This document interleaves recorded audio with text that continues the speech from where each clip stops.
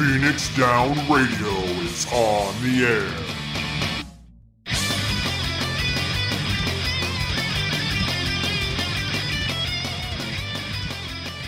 Welcome, everybody, to Phoenix Down Radio, episode number 101. I'm your host, Klauss Nightbringer. How's everybody doing tonight? Doing awesome so far. How's your week been? Oh, it's been extremely busy. Thank you for joining us this week again, Taliz. How are you doing? Doing awesome.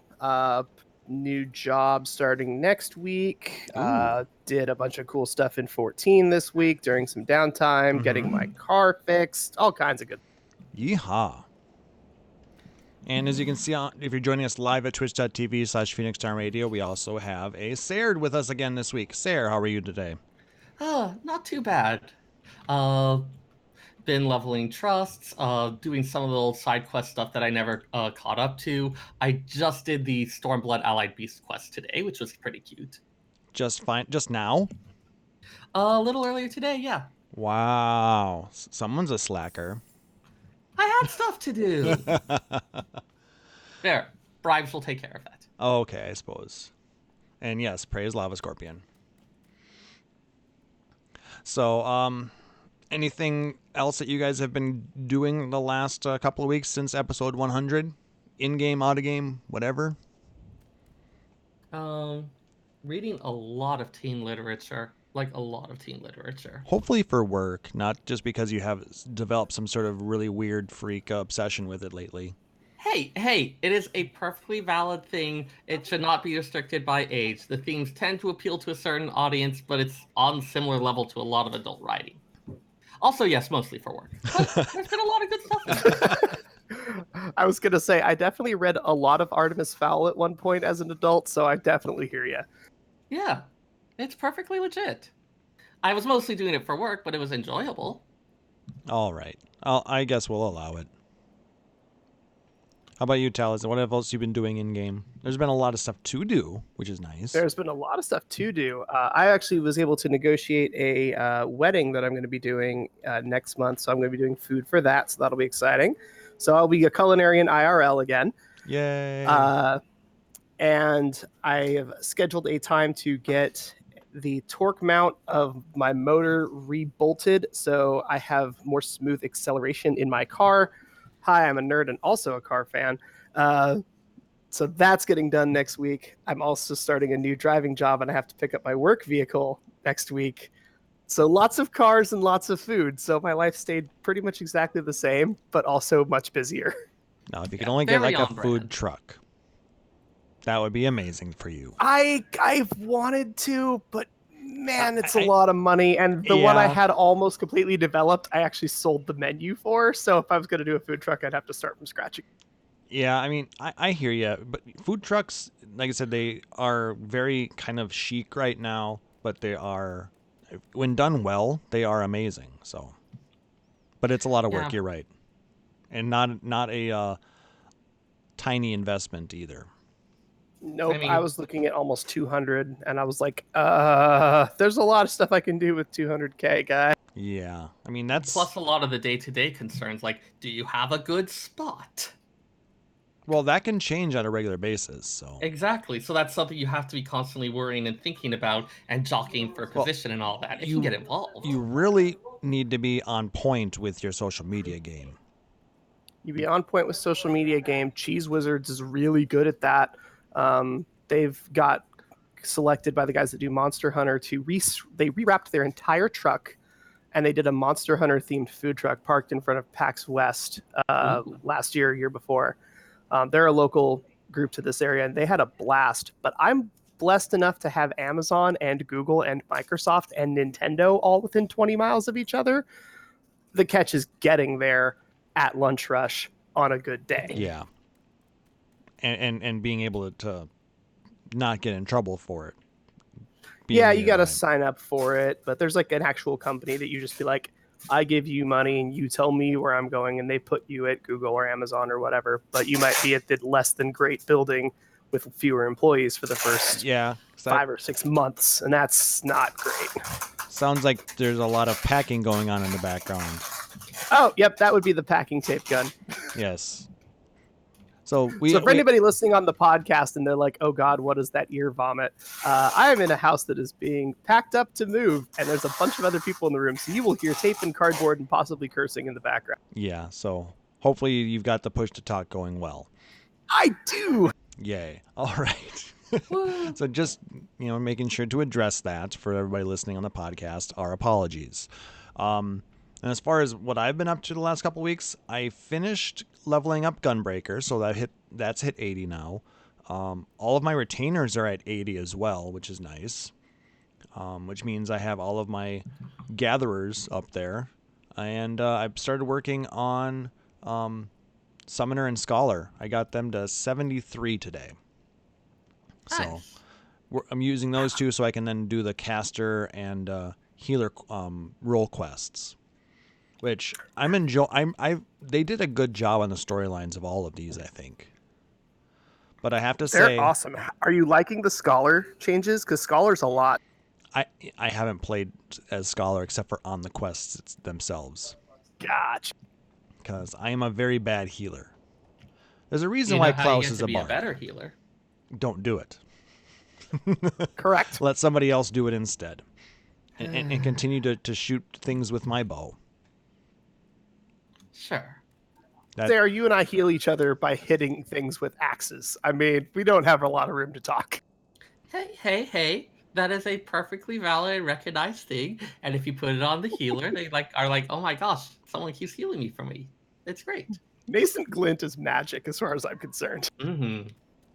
Plus, you get to heal yourself too. You get Bloodbath back for a little bit. Oh, it's so wonderful to have it back. Yeah, I'll eventually get Warrior up to 80 as well. But for now, I guess I want to get just one of each up. So A, I can maintain my mentor status, and B, get through all of the quests so I can get to that final quest and see what the hullabaloo is all about with that.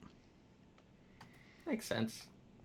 All right. Other thing that happened in the last 2 weeks, it was actually last weekend, is we were joined by Yelta Sumasu from Gather Together. We went to Uptown in Uptown, Minneapolis, and we had a hell of a good time. It was myself and Yelta, her husband. Nick Nar was there. We also had a few people from in-game join us, which was a lot of fun. And we met up with a few people from the Minnesota Nice Twitch stream team.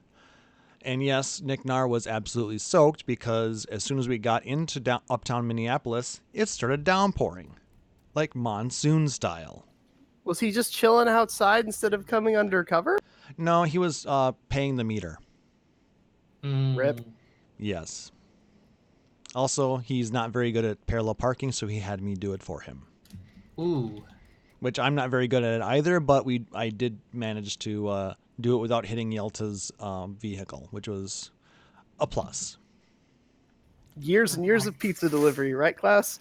No, like I said, here in gosh, where I live, not I don't have to do parallel parking for that because most of the time I just park on the street or park in their driveway.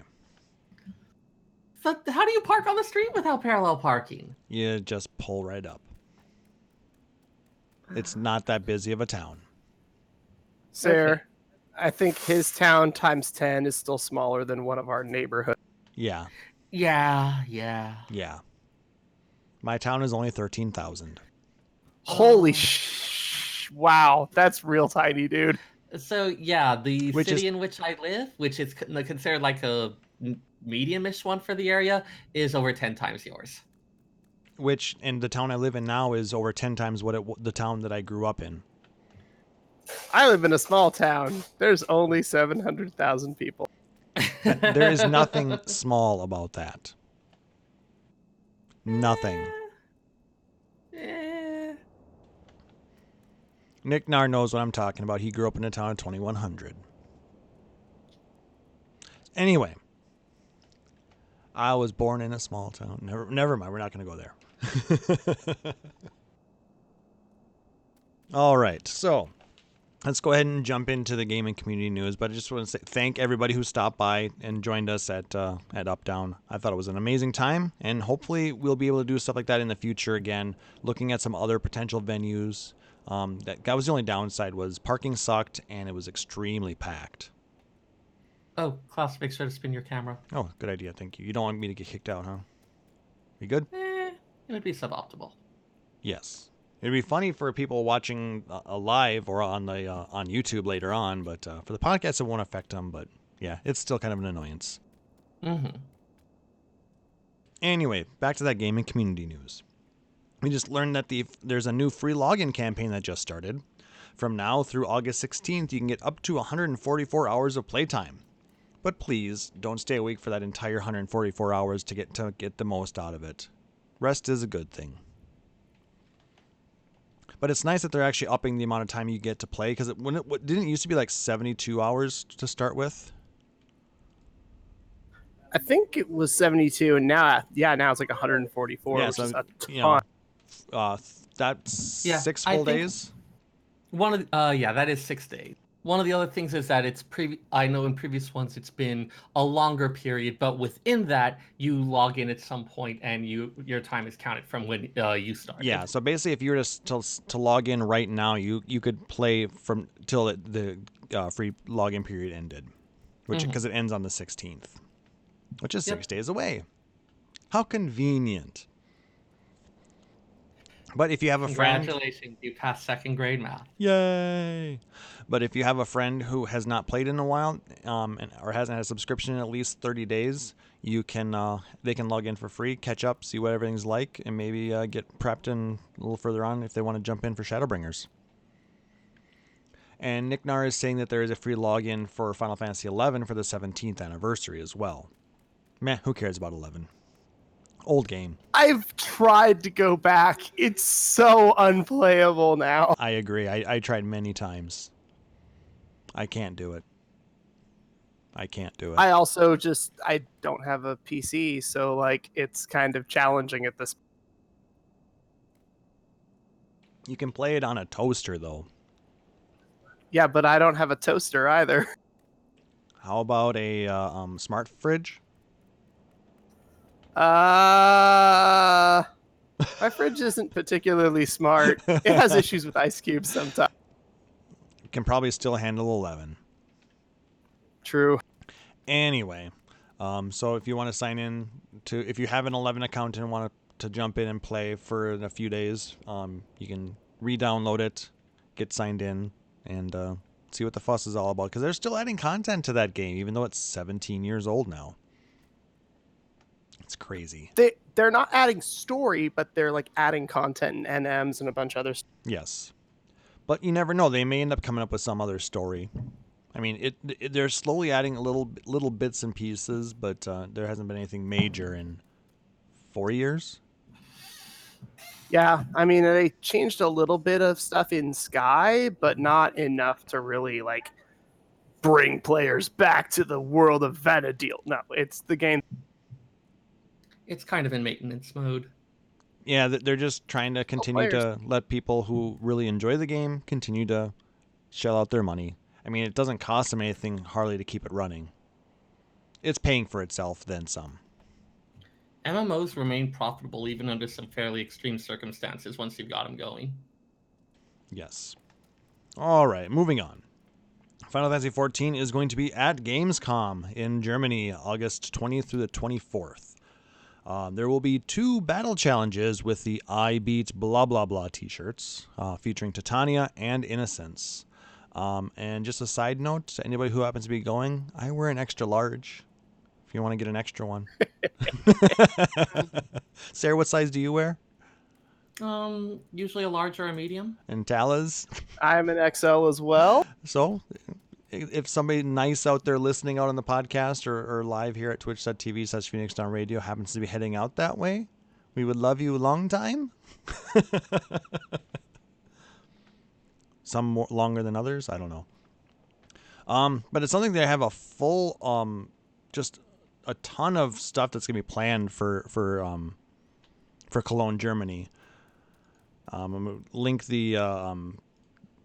They have a lodestone post out on it, and they're actually going to be doing some stage shows where some people in attendance can be picked to actually go up and do like Titania X, and they have a chance to win like a Shadowbringers backpack, like those drawstring backpacks, as well as the foam Dark Knight swords. So there's a lot of cool stuff, and it's going to be streamed out on Twitch, Nico, YouTube, all those sites as well. If you don't have if you're not going to be going to Germany, so I encourage you to check that out. They didn't announce a live letter, so I don't think there's going to be anything there. But there will be other panels, and there will be some things discussed at Gamescom. So look forward to us talking about that after the fact. Another thing that they announced recently was if you purchase a 60-day time card for Final Fantasy XIV from the SE store, you will also get a free Fantasia. That offer runs now through August 31st.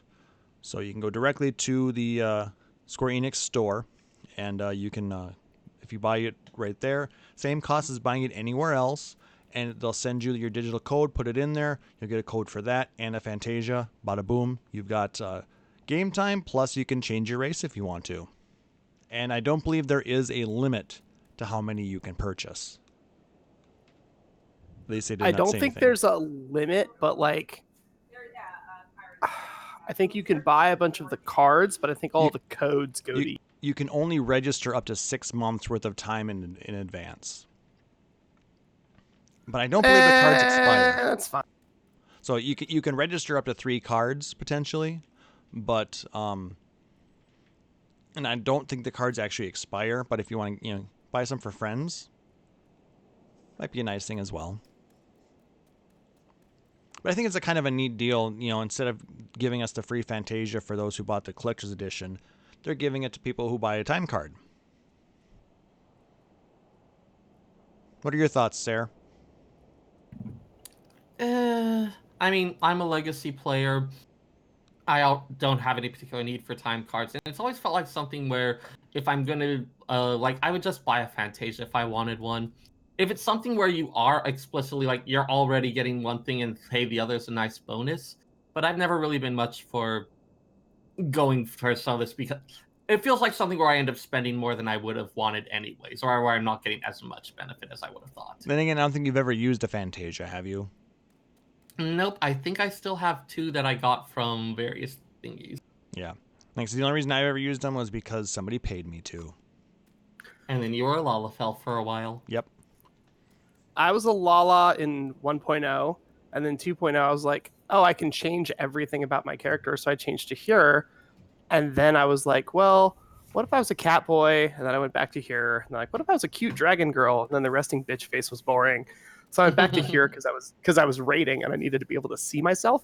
But now that I'm not raiding anymore, I'm like, nah, back to Lala, back to OG 1.0 Taliz. It all comes full circle. Taliz is a potato. Back to potato. Circle beyond broken. Okay. What? It's a classic. /slap. You're a classic. Hey, he was able to show up. Thank you. All right. I don't have my keyboard. And I'm not on my PS4. I have to find everything in a 800 by 600 window, and it's awful. Nice. Nice outfit. Thank you. I look like a con goer. I have sunglasses, an authentically Japanese shirt, and khaki cargo pants. He's not wrong. And a katana from the mall. Yes. Another thing that was announced this week is the Shadowbringers OST is now available for pre-order. It will be releasing on September 11th, and those who pre-order will be able to get access to the Suzaku minion. It's a cute little minion. So you can get that either through the Square Enix store, or if you want to actually also get the cool CD sleeve, you can get it from CD Japan, which is what I actually did. I pre-ordered from there. Actually, I think it cost me about $5 less because good exchange rates and not crappy SE shipping. So, dude, Square Enix forgot how to do shipping a couple years ago. I used to get stuff really fast, and now I forgot I ordered something, and then I got an envelope, and it had lanyards in it. I guess.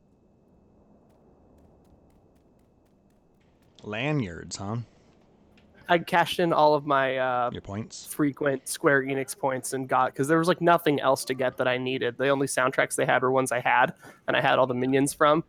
And I was like, I guess I can get lanyards or like a mug from Nier Automata. Didn't you get So I the have Final Fantasy 15 sunshade for your car? no.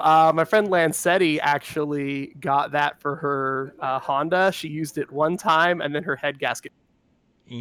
So now did you get access to that then, or? I don't want to drive 5 hours to go get it, and then 5 hours to come back just to get it. So no. But also, shout outs to Lancetti. Happy 30th. Happy birthday. She Happy is birthday. at work, sadly. Aw. And then also shout outs to Bannon, whose birthday was yesterday. It's apparently birthday month here in In Taliz's world, huh? exactly. Also known as Hyperion. I'm gonna go hide in my social problem. I actually did get the sunshade. It's kind of nice. It's a little small for my car, but it works. What do you drive? I have a Taurus. Ah, okay. They have yeah, a little bit bigger windshields. that era of Ford. I'm guessing early. Early 2000s, correct. Yep, that's a very big windshield. Yep. And yeah, it covers up just enough, but it's like I don't use it all the time. I don't want it to get faded either, so you know how it goes. It's still kind of a collector's item. It's still a cool thing. Like Mhm. I had this amazing art, the window hang art for Chrono Trigger for game stores circa 1995, and my stupid self put it in a window, and the it back of it faded. just got completely annihilated. And I was like, Yep. I messed. Yep. Aw. That happens. I did a mistake. All right. Speaking of other events happening, just like I said, there's a lot of stuff going on this week. Moonfire Fair is live, guys, which is why we're all Yes. dressed nice and festively today. They had the return of the Tower of Pain. I mean, the Eorzean Nimble Warrior Challenge. It was so much easier than I remember it being. Well, yeah. Was it any different, or did you just get better at jumping? I think I got better at jumping puzzles. Well, I think it's basically the same. They added Yeah. a little bit. They added that slide to the side. The slide is boss. I need that slide on more random shit in this game. We need slides for housing items now. I would totally set up I a wanna slide to come down the stairs. I want to slide from the upper to the lower floors in a large house. That would be Yes. it. Or like a Bannon's fireman's face just pole. went like, oh god. Like, we all want one. We also need a fireman's pole.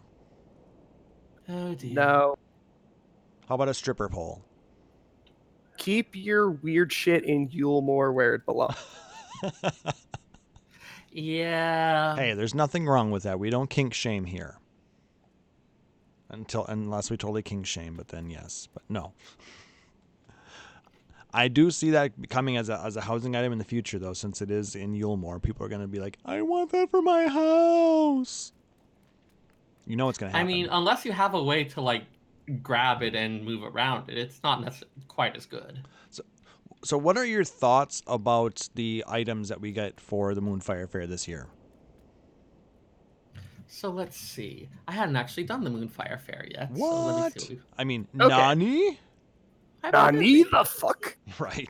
So we got 3 top pieces again, Yep. where we had like, it's usually a white, a black, and a color. Yep. we We got got one those again. for finishing the actual quest. But you then- get that, tabby shoes, and a headband. Oh, The and the little headband's hat. really nice. Yep, it's one of So- the white twist headbands. I haven't So seen a lot of people having fun with the portable pools.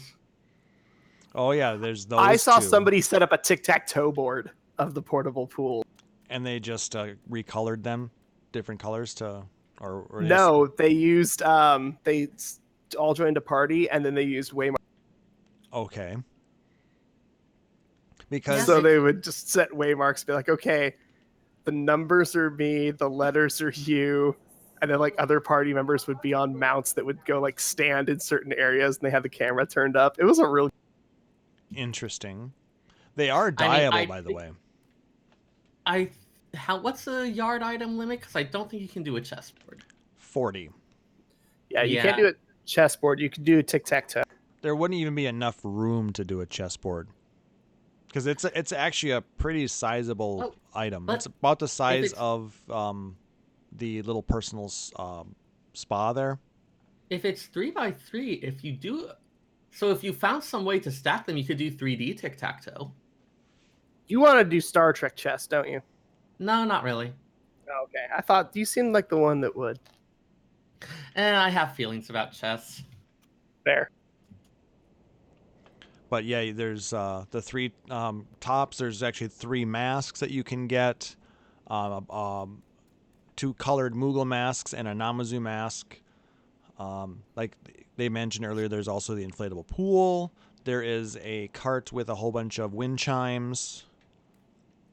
And there's a really bomb poster as well. The poster looks super good. I like the masks, the Moogle mask and the Namazu mask. If you use the visor command, where for like tanks it'll close your visor or whatnot. For them, it actually turns the mask a little bit to the side corner of your forehead, so it's attached to the side of your head instead of directly on your face. Yep. So it's just kind of resting there at an angle on the side of your head. Nice. It's very anime. Yeah. It's an animu piece for sure. It's totally weeaboo. I just appreciate that looking at the pictures, the happies that we get this year, the women aren't unnecessarily showing off their boobs. I don't want to go around showing off my boobs. Well, you're showing them Modesty. off right now. Hey, I'm wearing a one piece, thank you. I heard One Piece. Where's Chili? We need to talk about this in the anime podcast. Anyway, and then, like I said, there was also some news that the ARR quest line is scheduled to be condensed by patch 5.3, which, for people coming into this game, is going to be an amazing bit of news for them.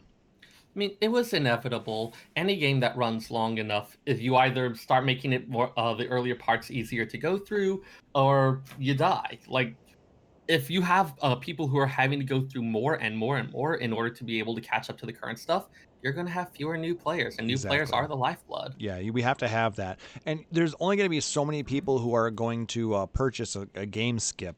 I mean, I understand that they're not doing what Blizzard does and giving you a level whatever character when the new game comes out and letting you start your journey there, because Final Fantasy XIV is so story driven. You know, it's actually a lot better storyline than a lot of RPGs out there.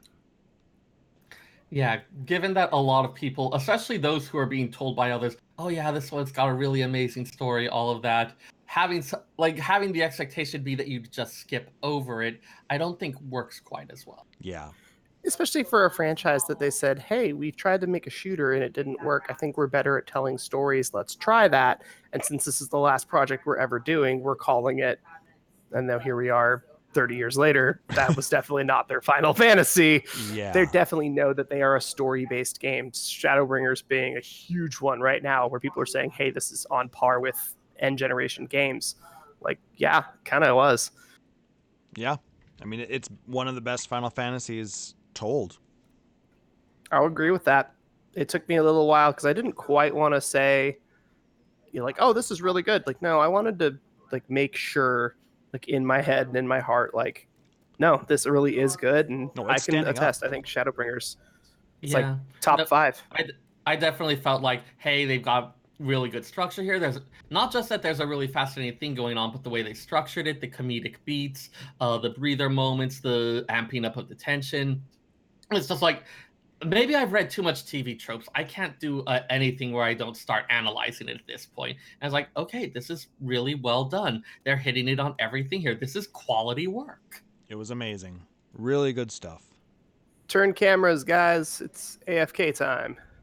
I think we're good.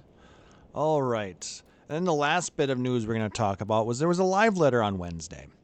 And they had, it was basically just a Q&A. A lot of people were asked to submit questions to the official forums, and Yoshida went through and answered 70 questions on the... That is so mad. But it did a really good job. Why can't I think of his name? Matt Bayonne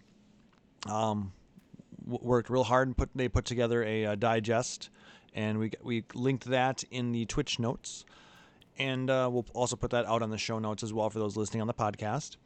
But we put down some of our favorites that they discussed. First of all, I should ask, did anybody actually catch it live? I did not. I mean, it was 4 a.m. for you guys. Yeah, it was really tough. While I was up for that in that time frame, there wasn't any. Nobody was really translating it, so it just didn't make sense for me to watch. I waited for them to come out with a digest, and some of the questions were quite interesting.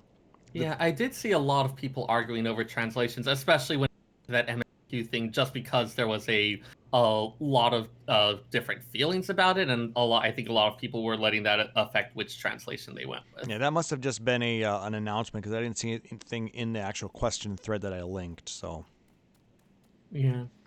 But anyway, a lot of the first questions were talking about particular jobs and whether their rotation changes, their DPS, their raid synergy. There's a lot of complaining. People, a lot of changes are going to still be coming, they said. So, hold your horses. It takes time to get everything just right. But then we got some really, really cute and interesting questions, like this one. Were the sandwiches from the MSQ quest handmade by the Exarch himself? If it's handmade, I'll store it safely, but if not, I'll just eat them up. So let me know. And Yoshi says, I don't know. I think it's okay to just eat them. There's so many people thirsty for the Crystal Exarch, and I don't know why.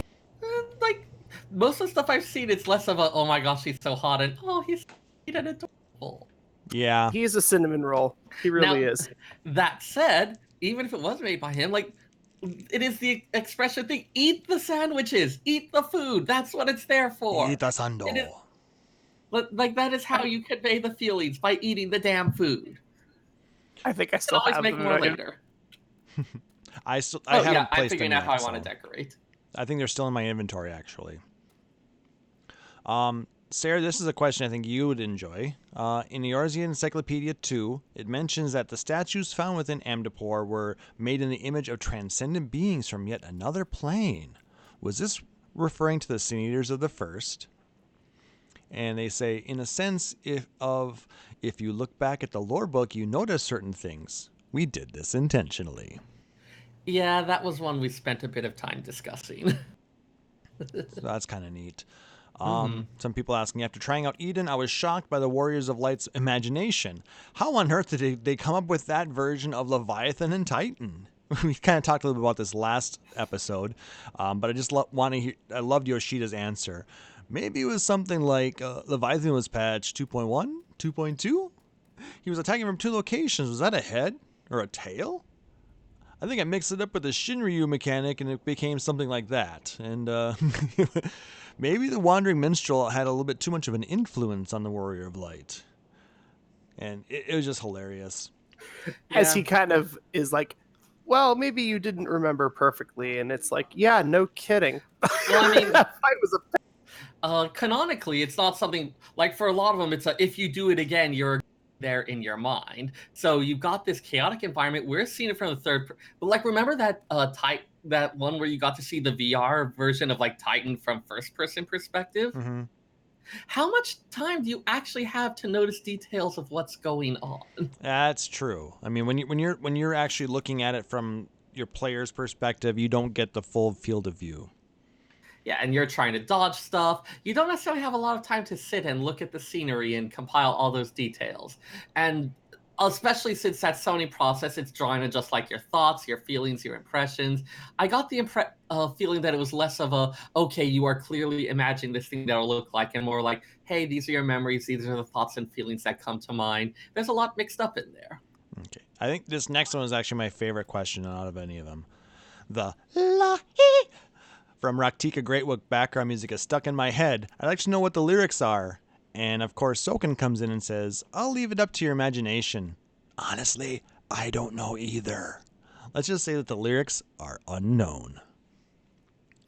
That is such a Soken answer. And it's like, you wrote the damn song. You know what the lyrics are. Unless they just went to the vocalist and said, here's the theme. There's a mic. We're going to play the music. It might be. Who knows? Maybe. Knowing Soken, I wouldn't put it past him. I think the only thing he knew of was the Lahi. Maybe even that was brought into it by the singer, the vocalist. Whatever, it works. It's an earworm, and we all love it. Yes, that and Scree. Scree is the best. I have seen multiple people producing sports team shirts for the Ronkin Great Serpents or something like that. The Great Serpent of Ronka just have a Scree on the back. Scree. No, it's like it's a sports team, and the serpent is the mascot. I want that minion. I need to get that this week. It's just it's two side quests they have to do. One is in the first area there, and the other one's with the bunnies. And they merge together, and then you get the minion. I just need to do side quests. Takes you about an hour. But the nice thing about it is you can do it on any class that's 70 or above. You don't have to wait until 70 I will say something. that is one of the coolest additions that we've had in a long time, where you pick it up as a level 70, you decide to finish it as a level 78 or whatever, but as you're doing it, whatever things that are difficult are at difficulty level 78, and then you turn it in on whatever class you want, and you get experience equal to that. You have to turn it in a class you took it on. Yeah, but like, if I grab it as a level 70 samurai, and then mainline Heaven on High for 3 days, decide to finally turn that quest in, and I'm level 75, I still get experience. So I don't know if you get it based on when you picked it up or when you turn it in. I think it might be level locked from when you pick it up. I'm not entirely sure, but I know it's been really, really handy to It is nice for that pick up a aspect. lot of side quests. Yes. Well, aside from like, okay, I had a bunch of level like 68 quests that I had just done, but there was no point turning them in on anything. My monk hit 68 and I just flew off and turned a whole bunch of them in and was instantly 70 because I just had them saved up and they were on par with his level, even though I completed them with a level 70 warrior weeks beforehand. Mm-hmm. Now with the sliding EXP scale, that exploit is definitely gone or a lot less prominent, but we still get rewarded for having a higher level class that makes a couple things a little easier, but we get experience at a rate that isn't a complete waste of time. Yeah. And if you end up, running out of quests in like Lakeland, you can go to the other areas with a level 72 character and do the quests there. The enemies are going to scale down to whatever you're at on them, and you'll be able to perform them and get experience based on your level. So that's nice. Instead of, like I said, I don't know how many hundreds of side quests sitting back in 2.0, 3.0, and 4.0 that I will probably never touch because they are level 16, level 30, whatever, And what is the point of grabbing a level 15 side quest as a level 80 bard, shooting the crap out of ladybugs or whatever, and then going in to try to turn it in for 600 EXP and 100 gil? Mm-hmm. Like, ooh, that took 8 minutes of my time. Why did I even bother? Exactly, because the thing that takes the most time is the travel back and forth. So, because we can't fly in Realm Reborn areas, but that's not allowed. I can go double fast. Because motorcycle? No, because I bought all the speed ups. Oh, right. And motorcycle. But even the motorcycle only goes up to the double speed. It doesn't get another speed on top of that. All right, continuing on. We got sidetracked there. With the addition of more jobs, it's become harder to get desired weapon drops from extreme trials. I would like the system to be changed to something similar to those in Eden. And Yoshida comes back and says, we discussed this before patch 5.0. We thought perhaps with the current difficulty of extreme trials, you'd probably see what you want within 10 clears. But when I personally ran it 15 times and didn't see what I wanted, it maybe isn't good enough is kind of how I feel right now. So we may be getting a change. They may drop coffers instead. Sometimes it takes them going through it and seeing that, yep, that problem really does exist. Especially, as we add more jobs and having it with the armor where it becomes, hey, there's still the set number of types is a little easier, but... RNG can be a bitch. It is a pain, but it is really nice to be like, this last week, I completely spaced. I needed a helmet, and I totally forgot, and I accidentally rolled on gloves. So I get out, I've done all 4 Edens, and I go, cool, time to go get my shit. I already had gloves. Well, my samurai was 79.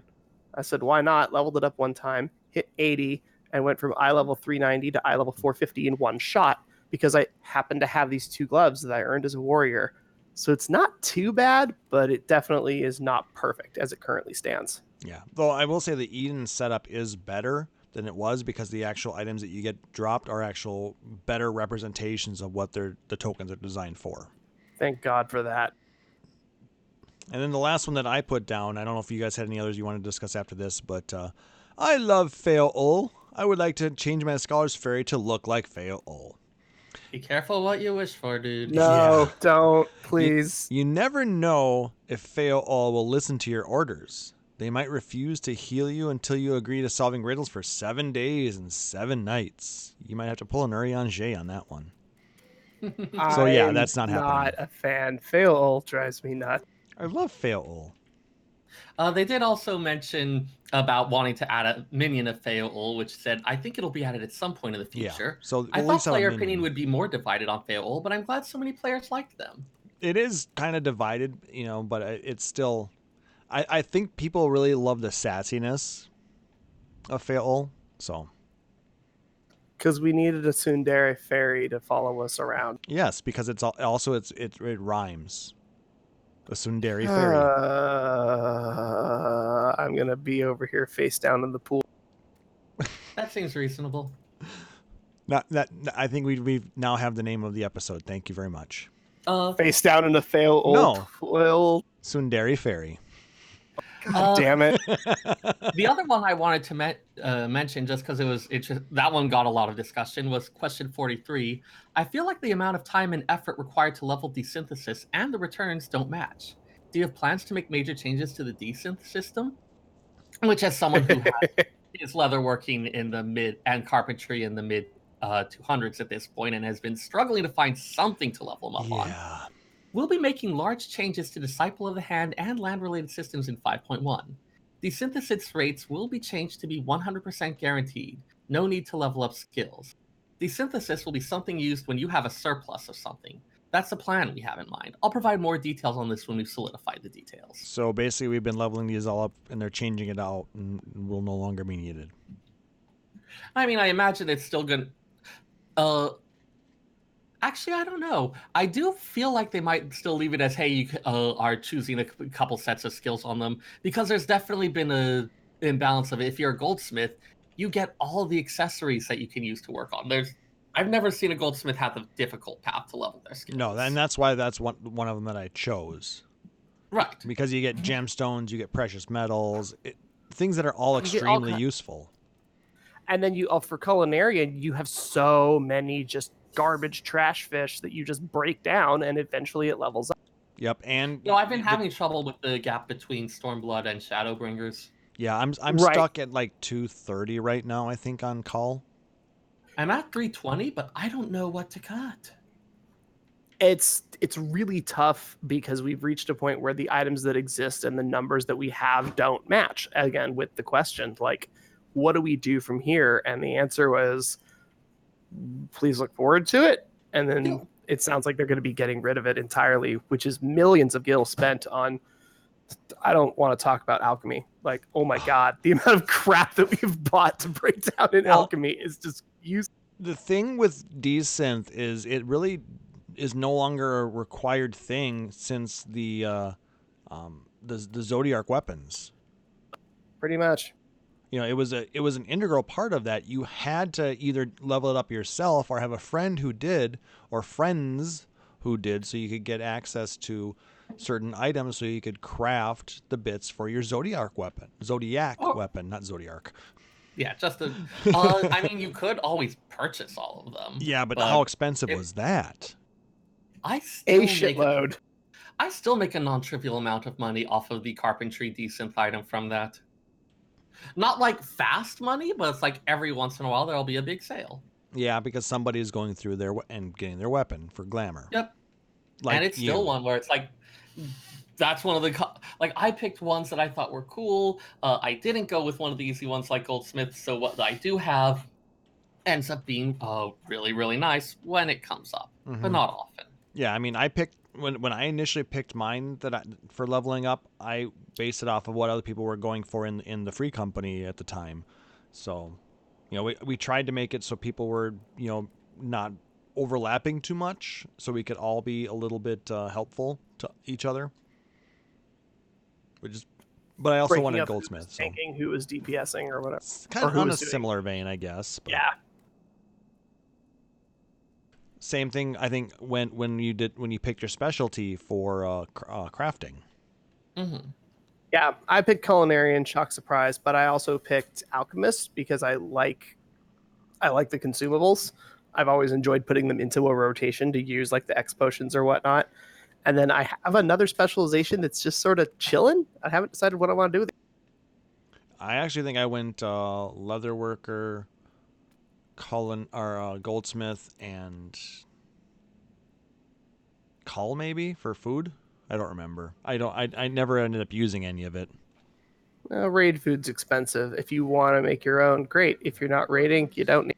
Yeah, but it's a good way to make money if you did otherwise. But yeah, it is what it is. 500,000 gil for 15 battered fish. So, is there any other questions you guys wanted to discuss before we move on? I just wanted to mention on the battered fish thing, just as a humorous thing, someone was mentioning that they had made battered fish, and then the reuse, or what is it, reuse? The one that gives you materials back? Yes. On their reuse, they got the fish back. So now they were slightly curious about what was inside the batter. We sold you tempura batter, I guess. Tempura crunchies. Fried in olive oil, which has too low of a smoke point to actually do a golden bat. Yeah, okay. Yeah, sure. I have concerns about that one. Today in Final Fantasy, stuff happens. Yes. All right. So damn it, now I found a place that does fish and chips near my work. I'm so happy about. Anyway, sorry. Today on Fish and Chips Radio. What's your favorite kind of malt vinegar? We haven't brought up Bon Appetit until right now. I blame you guys for bringing up the battered fish. We were doing so good. But, I mean, the battered fish is a part of the Moonfire Fair.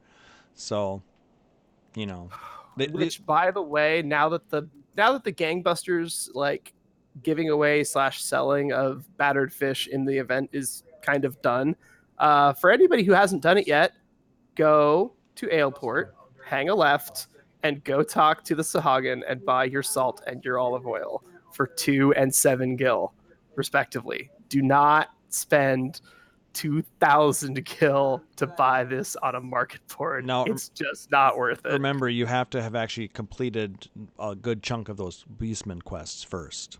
You don't need too much reputation with the Sahagin. Oh, they're pretty early on? My Sahagin reputation is 30. I have done 1 round of 3, and that's it. Okay. I thought maybe you had to get through a couple of ranks. Nope. You just need to be buddies with them, I think. Okay. Well, the more you know. Actually, let me check that. My Sahagin is neutral at 30 out of 150. Yep, and that will get you night milk, sun lemon, sunset wheat flour, cinnamon, Ghanaian garlic, black pepper, Midland basil, table salt, smooth butter, and olive oil. Reputation mostly just gives you various colors of dye and a couple of furnishings. And the minions and the mount. Oh, yes. But yeah, if you just want the basic stuff, that's at neutral reputation. Okay. Alrighty. Good to know. Yeah. I already made my 1.2 million gil selling olive oil to people on Wednesday, so I'm... You were one of those. I was selling them in stacks of 15 because you need 15 points to buy everything. All the masks, all the Howeries, everything, but the fireworks. You need 15. So I just sold them in stacks of 15. Smart. I just did the course 4 times. Yeah, that's the easiest way. But if you just don't have the manual dexterity or spatial awareness, then you do the other one. I have friends just straight up fished for like 2 hours and got all of it. All right. Well, let's continue on then. We'll move on to the just the main story scenario.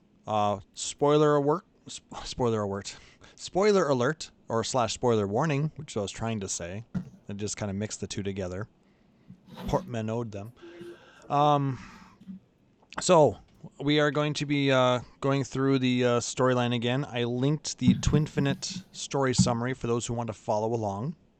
I should bring that up as well. Seyrr, do you want to kind of get us started again? I believe we were just about to leave Ilmeg and make our way to Rak'Tika. Sure. Give me just a moment here. Yeah, I'm trying to figure out where we were. This is a very big article. Yeah, so I mean, Right. it's really not a nicely done article, though. Right. So our return. Also, reminder, with our return from Ilmeg, we also had our first encounter with Emmett Selk, who revealed himself, talked all about the plan, about his desire to travel along with us, along with the encounter we had with Ardbear. So we head to the Rak'Tika Greatwood in order to meet up with the Stola, but we end up running in with the Knights Blessed, a group of worshippers of darkness who see the light as kind of this malign force, and the darkness as something that protects them from it. Ishtola does arrive while we're being held at arrow and spear point, and at first doesn't even recognize us. She's viewing us with her ether sight, of course, and says that our ether is corrupted, suffused with this extreme amount of light. So she's from the get-go a little bit concerned about us. She's also a bit uneasy about our Urianger's involvement in this. There's been multiple references that Urianger has concealed information, that Ishtola disagrees with some of their methods. So in general, she's taking kind of this reserved, guarded approach to the situation, which is a bit different from the Ishtola that we're used to. We are escorted to Slitherbow, the Knights Blessed, their home, in the not quite the trunk, but in the roots of this huge tree with a number of dark caves. Learn a bit about their various traditions. We do finally get an explanation for that whole Ishtola being referred to as Master Matoya, in that one of their superstitions is to never speak someone's true name beneath the light. That this is something where they need to protect their names from the light, and so Ishtola has adopted the name Matoya in order to keep with their custom. Yeah, that was kind of an odd tradition, I thought, but I mean, at least it made the whole Matoya thing make a little bit more sense. Yeah, I'm glad they did explain it, because I was really concerned. Like, why did they change her name? Is there something we missed? What happened to real Matoya? Yeah, I had wondered if this was just like, is this a thing they are doing in order to like make us ask more questions? Like, we see the trailer, we see all that stuff, it's making us ask questions, or if this was something that had a deeper thing. Though they did continue to refer to it at various points throughout. There's actually a really charming reference to it much later in the scenario, but I can get to that later. And so in the process of investigating, we start to investigate where the Light Warden might be in this area, finding a seal for an ancient Ronkan ruin, Ronka being a ancient civilization that had been in the Greatwood. A lot of their ruins are scattered about. And with our research, we've come to the conclusion that the Light Warden is hiding in a place called the Kitana Revel. Kitana Revel? I'm not actually sure I'm pronouncing Kitana Reval? I watch it in Japanese, and I was not paying super close attention to this particular guy. Right. I always just said the Ravel, but it could be the Revel. I don't know. Yeah. It's the Revel. Cat, cat, cat, cat, cat. Damn it. Anyway, we get to the QR area. Yes. Right. Well, actually, before we get there, we actually have to meet up with the Vieira as well and try and get their blessing to get in there. Don't we? They have been guardians of the area, protectors of the various legacies of Ronka for quite a long time. So this involves, among other things, finding an ancient Ronkan seal so that we can identify ourselves as kind of emissaries of, representatives of, so that they'll be willing to listen to us. Let's see. We have that. We do end up meeting with the Viera, who are distrustful of, or they refer to Viera as the name on the first for them. I forget. I think they're just the V's in the first. They're the V's, yes. Yeah. But we are able to meet up with them, convince them that we come as representatives of Ronka, not get murdered by them. Slightly and in the important. in the exploration, we do have that really cool sequence where we're delving into the depths of a Ronkan temple. Are you talking about that solo instance? That solo instance. Yeah, that was quite interesting. Where we end up trying to run away from the Yulmoran army again. Yep. Because as always, like they've been pursuing this entire time. So we have Ranjit and that one adjutant that we kept writing. Did we ever find out the poor guy's name? I don't think we did. I don't recall. I do not remember his name. You know I'm bad I'm with not names. Sure. I don't think we ever actually found it out. But Ranjit confronts us in the temple, saying that he's poisoned several members of the Knights Blessed. In order to get the antidote, we do have to surrender, lead them out of the temple. Y'shtola sacrifices herself in order to stop Ranjit and get the antidote to us. Really nice moment, I think, just for highlighting how much she cares about the Knights Blessed, how much they've come to become this kind of new family to her. Well, remember that this area is basically like Narnia as far as time is concerned, where things are going at such a different rate that this has only been a few days for us. It's been years for her. So she has been doing this for a really long time. They are her new family. 3 years, I believe she's been here. That's a long time in a Final Fantasy game. Yeah. Plus 3 years in which she didn't really feel much like hanging around with the Crystal Exarch or Urianger. No, she had a lot of distrust for the Exarch, and that's why she ended up in Rak'Tika. To be fair, with the amount of information that we had at this point in the story, I don't blame her. Yeah. Though she did seem rather standoffish just in general. I mean, a lot more so. Yeah, I mean, especially to us. She didn't recognize us right away. Well, we were bleeding, just profuse amounts of light energy, so she thought we were a sin eater. Because in her Aether vision, that's kind of what we looked like. Yeah. And we were, 2 bosses in at this point, or just 1? 2. So we're halfway there. Yeah, we'd killed the one for Lakeland and Tanya. Yep. So yeah, both Y'shtola and Ranjit go flying down a pit. We get a gust of wind that pops up there, and we kind of know what that means. But eventually. Well, as the person playing, we kind of knew what that meant. Yeah, Y'shtola sacrificing herself to get that antidote to us, but then in a uncharacteristic show of good faith, Emmett again retrieves Y'shtola from the live stream. Naked. God, his attitude throughout the entire thing, he's toying with us. Yeah. Tucker loves it. So instead of getting to see thank her naked, we almost got to see Y'shtola naked. But he was even nice enough to give her clothes back, which was extremely nice. Because while the squirrel edit was hilarious, it happened once. We don't need it. Yeah. There weren't enough squirrels for this. No. But so, with Ranjit out of the way, she'll return to us. We do make further Katana Revel to defeat Rak'Tika's Light Warden. And that was quite the fight. Yeah. I kind of skipped over some bits. There was that encounter where we're seeing those various ancient murals, stuff like that. Yeah, that was all in the trailer, so. Right. The whole bit we're talking about the eldest of primals. Oh no, the other one when we used the Knight's Children, or the Night Children one. Yeah, whatever that other group is called. Oh yeah. The Night's Watch.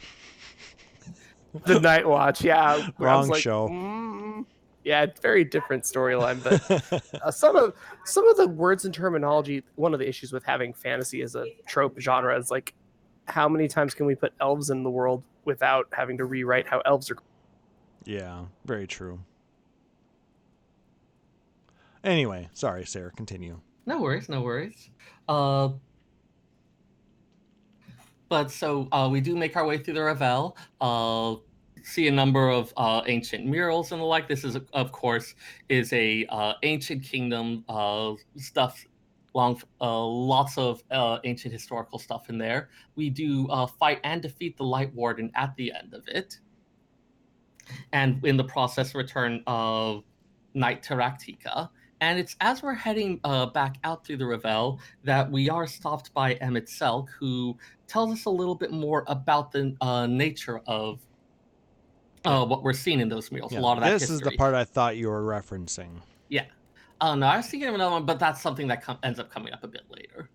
But talking about the whole idea of that line we saw about Zodiark and Hydaelyn being this most ancient of primals, and gets explained in a little bit more detail. Long ago, Zodiark was summoned by his people in order to prevent some great calamity and preserve the world. He describes that world of before as this beautiful land full of peace and prosperity, where there was no war because like everyone just understood each other so well. It was like this paradise.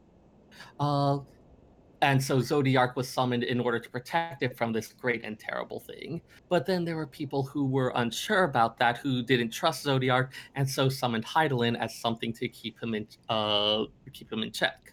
Hydaelyn's power was to weaken, to enervate, and so Hydaelyn split Zodiark into several fragments. Since Zodiark had been made, what was the term? The will of the star made manifest, like kind of the awakening of their own planet.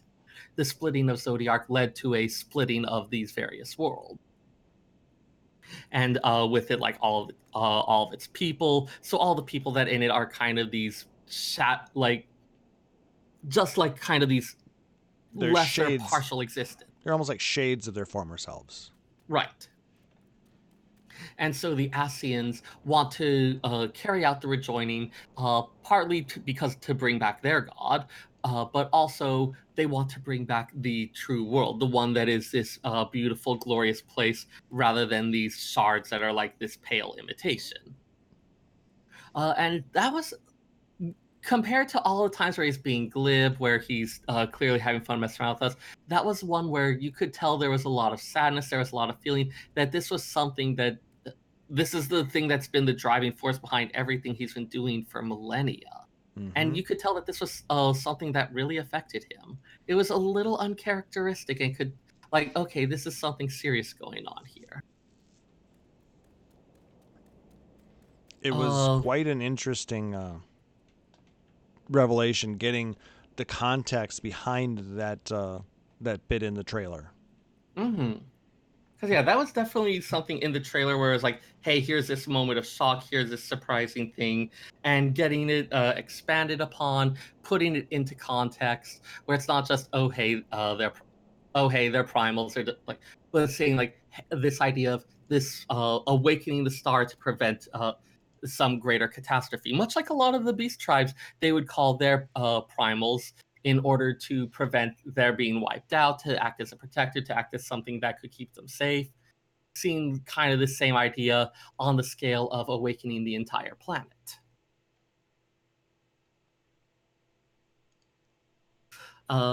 We also do have Ishtola becoming more concerned that our Aether is being corrupted by absorbing the Wardens, and that we may succumb to their influence and become a Sin Eater ourselves. We are already at this point, I think, starting to see some type of effects from it. There's that momentary like cracking sound, and we seem overcome by it for a moment. And there's this implication that's like, this isn't something we can keep going on with. This is something for which it's not as simple as, oh, hey, we're just negating the light. We're just collecting it in ourselves. And this may become something that's too much even for us to bear. But at the same time, we're not really sure what else we can do. We can't really stop at this point. And because that's our nature and how we've responded to all problems up to this point is we don't know what the solution is, but we know what we can do right now, and we'll deal with other problems as needed. We've ended up with having to deal with Estinian, having to deal with the Eye, having to deal with the Crystal Braves, having to deal with everything else that's gone wrong. So this is one of those, is this the right thing? No. But what else do we do? Keep gathering light, see what happens. Yeah. Also, don't keep forget going. to spin your camera so you don't go AFK. Already did, I think. So that is the other thing. If we don't do that, then the first is going to fall. That's going to cause this catastrophe that consumes the source as well. So it's like, even though we are barreling towards this other issue, if we don't have a choice to do nothing. We don't have a choice to wait because we're already heading towards this one doom. We are not in a situation where we have the luxury of choice, unfortunately.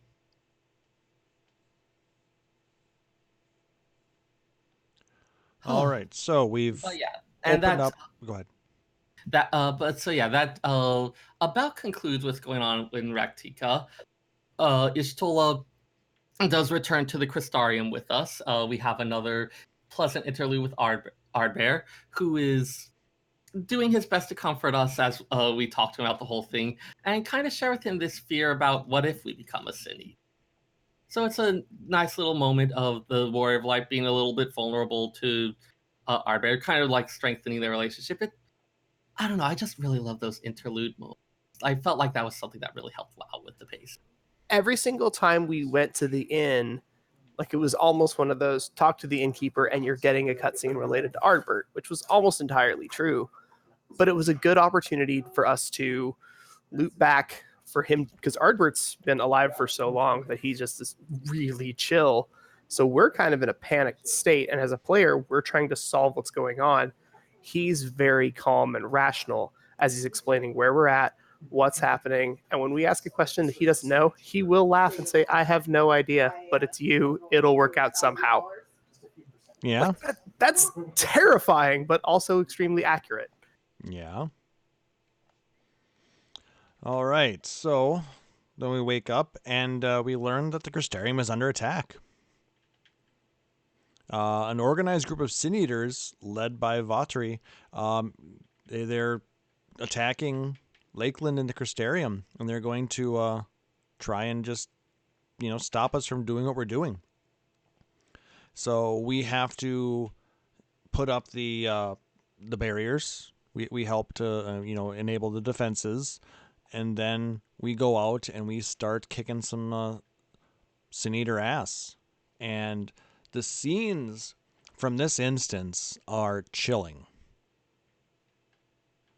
I mean, we watch as a lot of the different fighters for the Crystarium are killed, and we have to do our best to try and save as many as we can, but inevitably there are people who are dying in front of us, from the Sin Eater attacks, as we are trying to save as many as possible.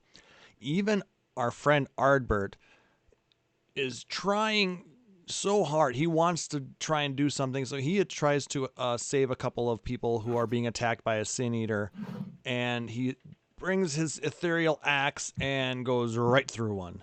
And the poor guy, like, you could see the desperation. Yeah. Especially because it wasn't just a straight-on attack. One of them was rescuing another, didn't see the Sin Eater coming up, and so you could see him just be like, turn around, look, see it. Yeah, and then when he tries he tries to will his axe into being to save them, but it goes right through the Sin Eater, and they are both killed.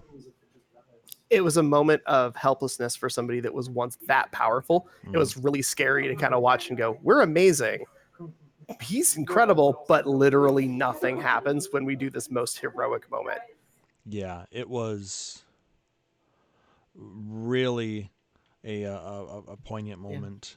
Especially for someone who was once this great hero who had been the warrior of light of the first. Like, they talked about how they had this illustrious career. They had saved lots of people.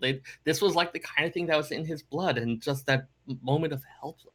Yeah, I mean, we almost also lose the captain of their guard, Lena. Lena, yes.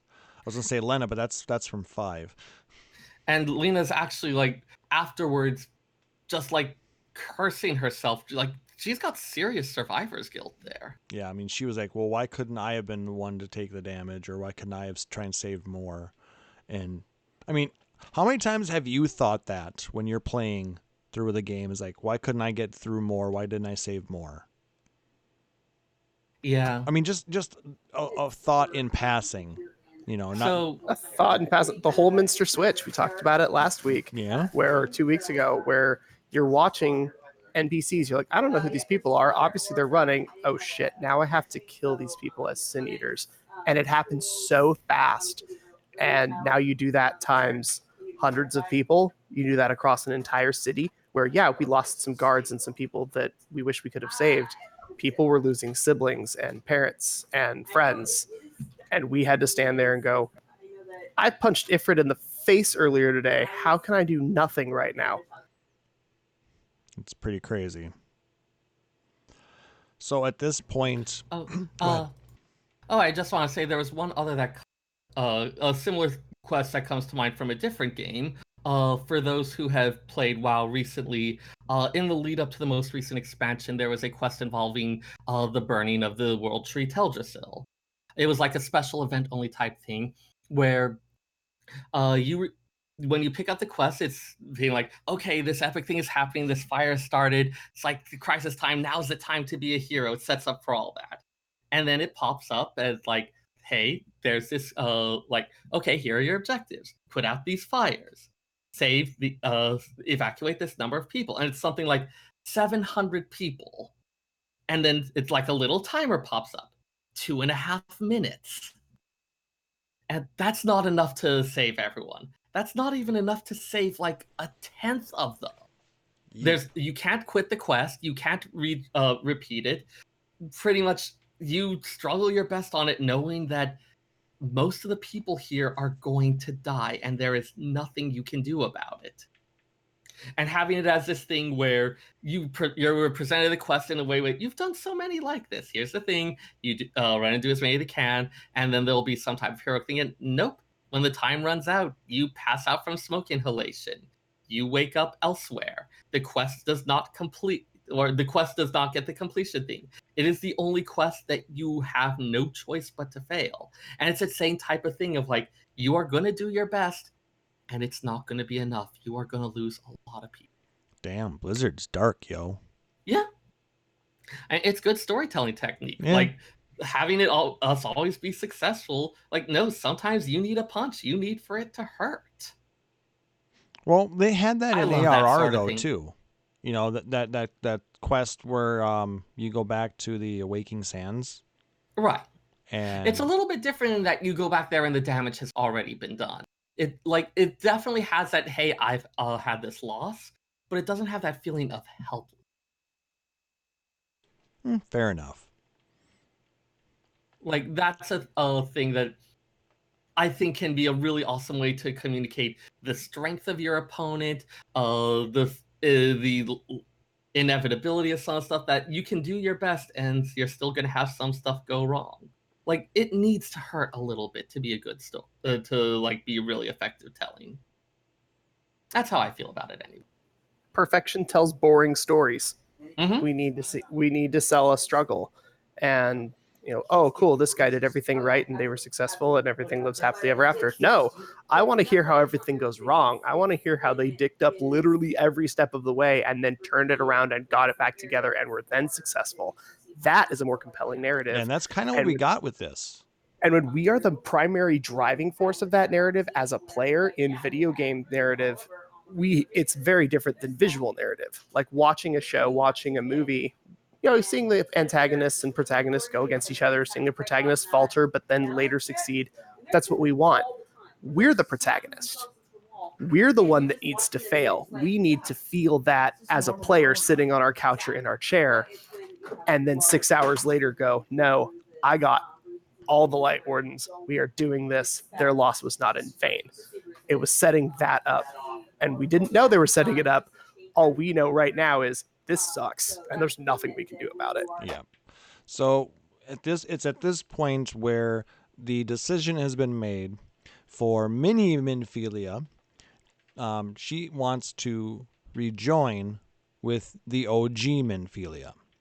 So we feel that we have to now go to where it was that Minfilia had initially stopped the wave of light, which is somewhere in Amarang. So we are going to take a return to that location and try and get to the other side. But of course, we are still being followed by the Yulmoran army. So we have to try and do it very quietly. They actually decide to split their forces, and half of us are going to be going, we'll be taking Miniphilia to OG, and then the others will be kind of creating a disturbance to put the Yulmorans off our scent as we try and get across. So we are working our way across the upper part. A mining settlement is where we actually end up going to, and we're trying to get to these ruins areas that were inaccessible before. So we have to restart the ability to get over there, which the mining cart system was apparently the way they used to do it. Yep. But we have to basically rebuild a mining cart as a pretty long series of quests, and we get to explore the mines. We get to talk to everybody around as we're trying to rebuild the whole area. We get to meet a genuine trolley sexual. That was uncomfortable and also hilarious. Yeah. Dude likes his trolleys. I guess he does. Dude likes his trolleys a little too much. A little bit. Once we get that going, we do split our party, and Thancred is actually the one that really is kind of our leader in this little instance, as he's trying to be like, I want to protect Minfilia. We have this Minfilia, sort of, but he sees the threat from Yulmor as well and goes, okay, how are we doing this? And I appreciated Thancred growing in this moment. Did anybody else think that Thancred was actually being a complete dick at this point? I didn't, but I know a lot of the history of him and the sources Minfilia. The dude's been in a really conflicted place. I don't know how much you know of the original stuff, like especially the 1.0 Ul'dah. Oh, yeah. I mean, at that point, he basically had saved her life while her family had died all around them. So he ended up basically like raising her like a sister almost for many years leading up to 2.0. Right. Okay, so hang on, let me pull the tab back up. All right, so we're now in Amarang after finally getting through that section and breaking free. But of course, because it's a new area, there's another Light Warden that we now have to find and over. And that, in fact, is the reason for young Minfilia wanting to rejoin with Minfilia, is because she feels that we're going to need her powers in order to find that last Light Warden, that it's hidden itself, no one knows quite where it is, that she sees this as the only option to actually find it at this point. All right, before we go any further, we kind of glossed over the one of the biggest single player challenges that we had in Shadowbringers. I think we're coming up to that point. I thought we were so we're talking about she wants to join up with. Right, that's the motivation for this entire section. Yep. So we don't know where the last Light Warden is, and so seeing this is the spot we need to head to try to have Minfilia come back in this person so we can actually find it. Because basically, at the point when we finally get the Talos rebuilt and the minecart running, shortly after that fact, when Ranjit attacks us, knocks the cart off the trolley tracks, and then we have to. It's at that point that Thancred tells us to go on while he holds Ranjit. Mm-hmm. God, that role playing segment, the sheer like feeling overwhelmed, feeling like we're doing damaging him slowly. So like we're totally outclassed here. I mean, it was a long fight.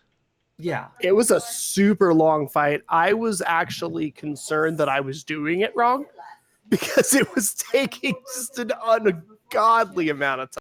And the fact that, Thancred does not have the ability to manipulate Aether, but was able to utilize a few skills that basically, rendered him invisible. Right. He's pretty much like kind of cutting off his own flow of ether, among other things. Which he could control it a little bit on his own, but he couldn't put it outwards. He could only put it inwards. It was very strange, but super fun to watch. Yeah, but I mean, and it's also something that does a ton of damage to him. Yeah, it really messed him up. I mean, because there's those spots when after doing that, he was basically unable to move, and you're like, oh crap, he's just gonna own me now, isn't he? But well, plot armor. Basically at that point, it's an extremely scripted fight, and unless you, I think, made major mistakes, it was meant to feel like you were about to fail, but you come out at the last minute. But you had to do it so many times that it was like, is this it? Like at some level we do have plot armor, but we're going, is this it? Do we screw up here? Do we die? Do we have to do this again? I mean, I felt outclassed the entire time. If it had been myself doing it, I'd been like, well, I am clearly undergeared for this fight. But I know that's not the case.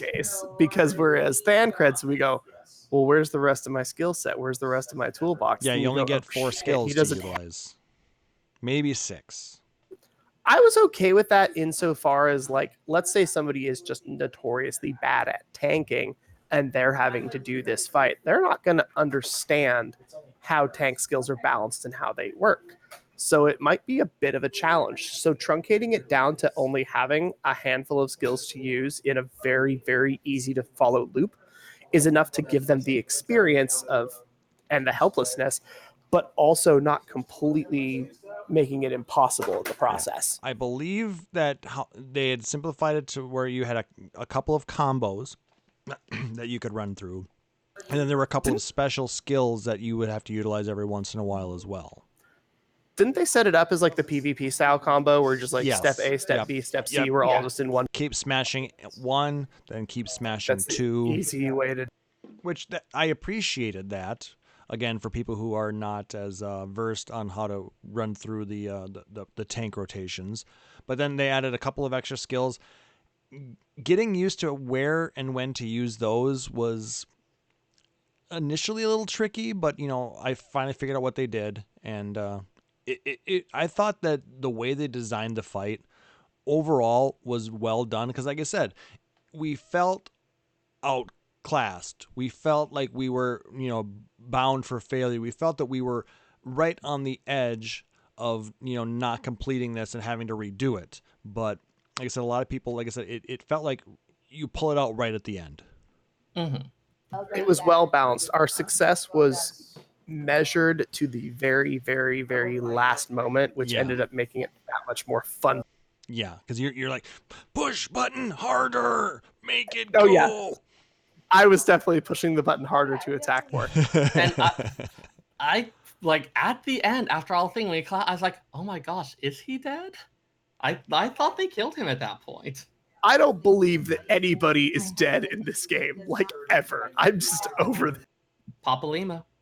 I still don't buy it. I still don't buy it. Harshafont? I still have issues with that. Anyway, so Trust 2.0, all of the people come back. Please? Anywho. All right, so we get through that bit, and Miniphilia ends up talking with Minphilia. They kind of have their little moment, and Oh, one thing I want to mention here, because it actually was one of the questions that came up in the live letters or in the thing on that. There was one where, let me actually find it. Yeah, because I had it in there initially, but I pulled it out. No, it might have been a different one. No, I think the one I had was for the last zone. Yeah, this was one where there was a question that a lot of people weren't quite sure about why it was even in there. Here we are. When riding the trolley in Amarang, I was amazed that the tracks were going through the same hill heading towards Camp Horizon and the source. I'd like to hear more on other fields that connect the source to the first. Oh, yeah, that As one. the patch 5.x series has just begun, we won't elaborate on this for now. But what was observed about it being pointed out was, of course, like the landscape has been rearranged multiple times, but people were estimating based on the positioning of some of that, other things like that, that given that Amarang is kind of Thanalan, where those were, that the meeting place where young Miniphilia went to meet with Minphilia, all that, where the Flood of Light was stopped, was around the location of Vesper Bay back on the source. And so there was some concern about, was this Minphilia asking us to pray return to the Waking Sands one last time? I hate did you not now. put all of those pieces together, and I kind of want to throw a chair through a window, right? Or flip a table. Unsure if it was intentional, but pretty I funny. hope it's probably intentional. That but, was totally Koji trolling us again. I mean, there is a fate called Pray Destroy the Waking Sands. Is there? I need to do this fate right now. BR. It's in Amarang. It has some sand monsters that have come to life, so you need to kill them. Oh my god.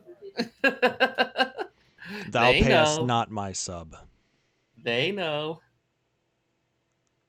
Anyway. Good times. So it's if I'm remembering the timing of these things correctly, like I said, it's been a while now since I've gone through the storyline. Once Minphilia and Minphilia meet up and have their little heart to heart, it's at that point that Minphilia is no longer Minphilia, right? Right. Her hair changes from blonde to red. She doesn't have that glow in her eyes anymore. And the glow goes away. Correct. They're no longer bright blue. They're still blue, but they're no longer just like two sapphires. But and it's at that point where they decide that she's no longer really Minphilia anymore. Side note, since it wasn't mentioned, in the meeting between the two, the source's Minphilia chooses to, rather than kind of absorb Miniphilia as she's done for so many generations, she chooses to give up her power, to give up her existence, feeling like, okay, this is finally the time for it. Yeah. And she said this was something that she didn't really like doing before any of the other times, like all these people who should have been able to lead their lives. Yeah, she felt bad and all that, but I think she knew she had to wait for us. Right. So but she does seem genuinely happy that Miniphilia can take over, that she doesn't have to sacrifice yet another life to it. Yep. So at this point, she gives Miniphilia her powers, and she kind of fades off. And at that point, like I said, then we get she's no longer Miniphilia anymore. She then is now. Does she choose her name, or does Thancred choose her name? So they're trying to figure it out, ask what her name was previously, and she admits that she's been called in she was dubbed Minphilia so long ago she can't even remember what her name was before, and it's Thancred who suggests the name Reen, which he mentions is a Fey word meaning blessing. Is that the official pronunciation for it? Is Reen, not Ryan or whatever? Reen. Reen. Yes, okay. It was voice acted. Gotcha. Japanese audio here too.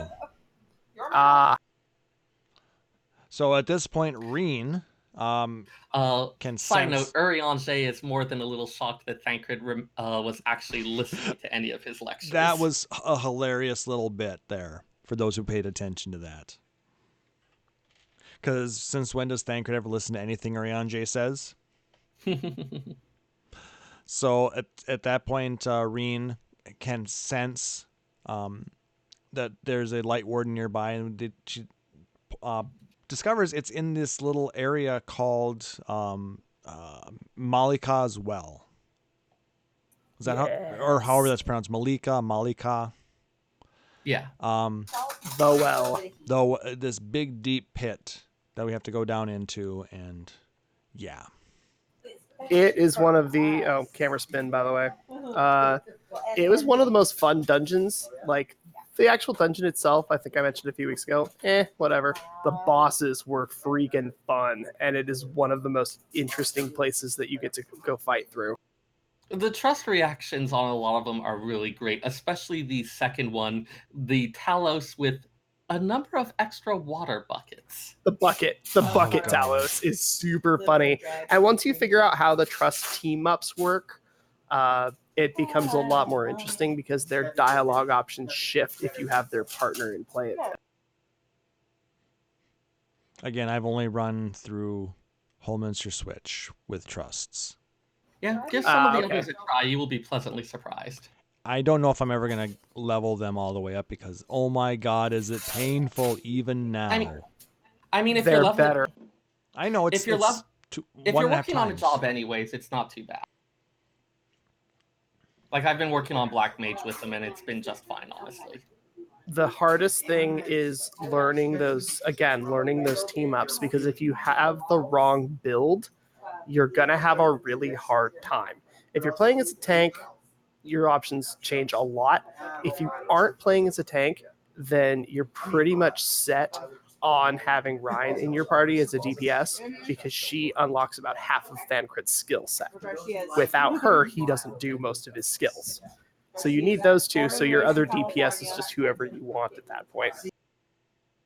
Because like I said, when I was running through it, I was leveling up Gunbreaker at the time, so I would always run with the twins and Y'shtola. Yep. That's one of the better options. The team ups are twins, Miniphilia, and Thancred, and then Urianger and Y'shtola. Gotcha. Also known as the twins, the teacher student, and the two oldest scions. Gotcha. Alrighty. So we get through that. We take out another Light Warden and we bring Knight to Amarang. I want to say something else happens though, right? At that point. So we've hit a certain point where, as a hero, as the warrior of darkness, we've absorbed 3 Light Wardens now. Four. No, there's one more. Lakeland, Ilmeg, Rak'Tika, Amarang. Yeah, that's 4. Oh shit, you're right. So now we've hit a point where we have so much light in us that we can't actually contain it, and it's starting to cause us problems. So not being able to contain it means we might turn into a Sin Eater. It means we might become that Warden of Light.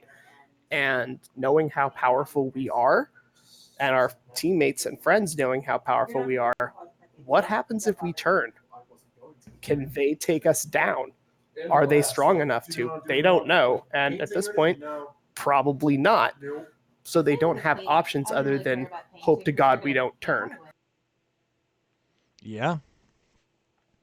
But then again, we're all thinking, seeing that, maybe this is all part of somebody else's plan too. There's a reason why Emmett Selk isn't really stopping us at this point. He's kind of annoyed that we seem to be, trying to mess up his plan. But he must know something that we don't. So we end up getting, at this point, we've kind of regrouped. We've gotten all the Light Wardens. We have the band back together. We have all of our team. We end up regrouping back at Yulemoor. And outside of Yulemoor, there's the Gate Town. It's the shanty area with all the shacks of homelessness. Everybody seems to have kind of started acting a little bit weird because Vothri is now using his weird, creepy powers to try to control everybody in the area. We figured out what that meal is that they've been giving away, the sort of food ration that they've had. It turns out it's actually part Sin Eater. And with everybody eating it, now they have a certain amount of control over everybody that has meal running through their body at this point. Yep. The longer you've been living in the shanty town, the more you've been eating this, the more Vatri can control you. And yeah, it was kind of an end game for him. He was using it as a way to kind of keep people happy, so to speak, and wanting to try and serve the people of Yulmore. But we also have the problem where, looking at it from a meta perspective, the longer you've dealt with a problem, the longer you've dealt with not having any money, not having any food, living in a shack, being homeless effectively, the longer you've done that, the more helpless your mind is to anxiety, depression, everything else. And when you're going through what is effectively mind control, the longer they've been eating meal, the better control he has, the longer they've been dealing with this state of fear, the more control he's going to have. That gets scary, and there's a lot of people in that shanty town. Yeah, and he ends up using them to try and stop us from getting in there. But we do end up basically pushing through without killing anybody, and we get entrance back to Yulmore. We fight our way up through the base, and we end up making our way up to Vathri's tower, and God, is he a pig. Holy crap. I mean, the first time he did his temper tantrum, like this slam, I knew there was something going on, but I didn't know exactly what. And this was the moment that we start seeing exactly what was happening. Yeah, we see the boob face. We see, him just eating mule, just scarfing it down and eating the forks with it. And that was gross. He was eating flatware and like plates and just literally just eating everything. You're like, okay, he's not human, shock. But what's going on here? What is this guy? And then he sprouts little wings. Gross, gross, gross, gross, gross, gross body horrors, gross. And he flies away. Like a happy bumblebee. It's like a happy little. What is the airspeed velocity of a European swallow? I don't think he was a swallow. He sure swallowed everything else. He's a big ass coconut. He's nuts, all right. Anyway, so he flies off, and we try to follow him, but he ends up getting into an area where we cannot get there. The only way up is through a non-used elevator, which kind of reminds me of the elevator on the wall in Game of Thrones. Going back to that reference. I think you didn't mention the whole bit where, like, the rips Mount Golg out of the firmament and it's floating in midair now. Oh yeah, he well, all of the meal he ate basically increased the amount of Sin Eater in his body, where he basically became mostly Sin Eater and developed these powers that allow him to do this. Well, yeah. I mean, that's basically what it seemed like happened. I mean, he had powers before, but I mean, he didn't have that strong of powers, or he would have been able to crush us while we were in Yulmore. You know what I mean? If he had cared about us, but yeah. Or maybe he just didn't want to crush his pretty city. So for everybody keeping track of older Final Fantasy references in 14, Mount Gulg, later named Gurugu Volcano, is from the very first NES Final Fantasy. Wasn't it also referenced in other Final Fantasies too? It showed up in a couple of places. It's near Crescent Lake. It's the 9. Yeah, 9. It definitely did. Well, 9 was disc 3 of 9 was just Final Fantasy 1. Like, realistically, the shortened version. But Mount Gulg, Gurugu Volcano, is the crystal fire or orb of fire in the original version. Okay. Let's see. Mentioned in Tactics. Yeah, it shows up a lot, but that's like the OG spot. All right. So it's at this point where we basically have to go and recruit everybody within Norvrant to try and help us at this point. Our friends, God, what was their name again? The fat lady and the Chais. That's what it was. I was trying to think of it was some sort of tea, wasn't it? Sad that's how I remember them, but we discover that the Chai, that Mr. Chai is actually the heir to the what do you call it? The Talos stonemason company that made all the Taloses for the mining area in Amarang. So he has a lot of mechanical skill, and he helps us to get the elevator running, as well as comes up with a plan to make a giant Talos to help us get up into Mount Gulg. Though not before we have to play Weird Cat Dating Sim.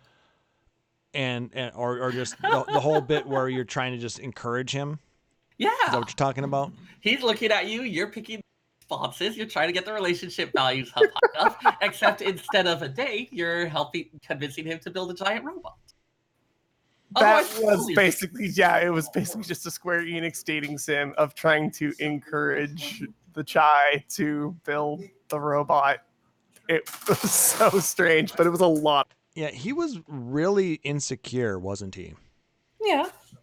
He kind of moved into the, like, now you live in the lap of luxury, you don't need to do any of this work anymore.